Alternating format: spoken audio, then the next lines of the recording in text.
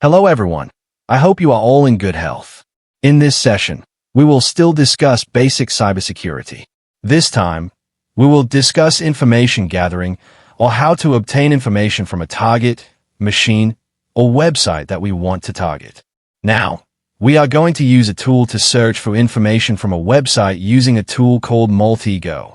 In Kali Linux, which I am using, Maltigo is already included after installation. However, if you are using another operating system, such as Parrot OS or Windows, you need to install it manually. Where can you download it? You can search for it on the official Maltigo website.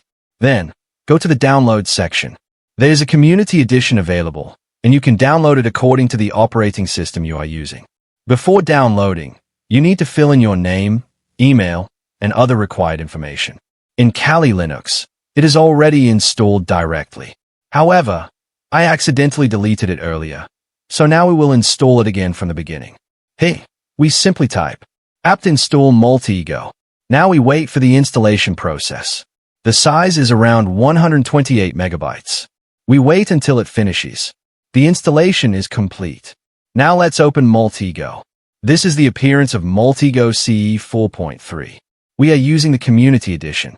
When we install it for the first time, we are asked to activate it. There are several versions available, such as Maltigo 1, Maltigo XL, and Maltigo Classic, but we are using the free Community Edition. For the first time, we must log in first. Check the box, click Next, and enter the account that was registered earlier on the Maltigo website during the download process. Because the internet connection is a bit unstable, it may take some time. Now the login is successful, and the screen will appear like this. We have discussed how to use this in a previous tutorial, but we will repeat it again so it is easier to remember. First, click New. Then a new graph workspace will appear on the screen. At the top, there are menus, and on the left side, there is a palette. This is where we choose what we want to scan or gather information about.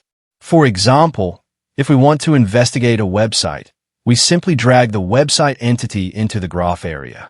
Then we can enter the target website domain. For example, www.example.com. Now all information related to that website can be gathered. We will use the default transforms for now.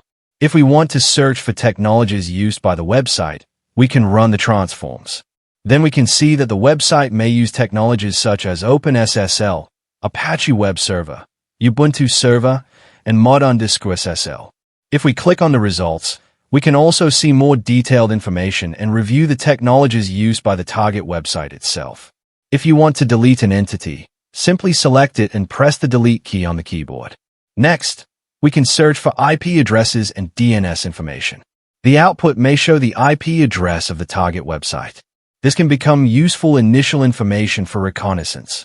We can also look for email addresses or GPS information to determine the location related to the target. Sometimes the results may not display any entities. That is okay. We can continue searching for other information. We can also check whether the website uses Google Analytics. If it does, we can view the identifier and related details. All information gathering works in a similar way.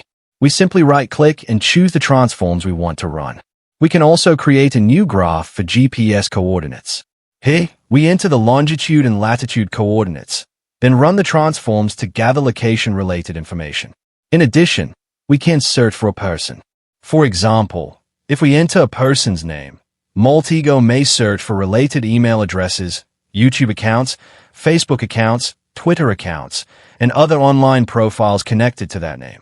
For example, searching for the name Tegugunawan may show results from YouTube, Facebook, Twitter, and other platforms.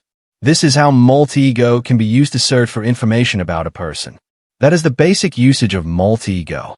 I hope this is useful for everyone, and hopefully we can continue learning together in future sessions.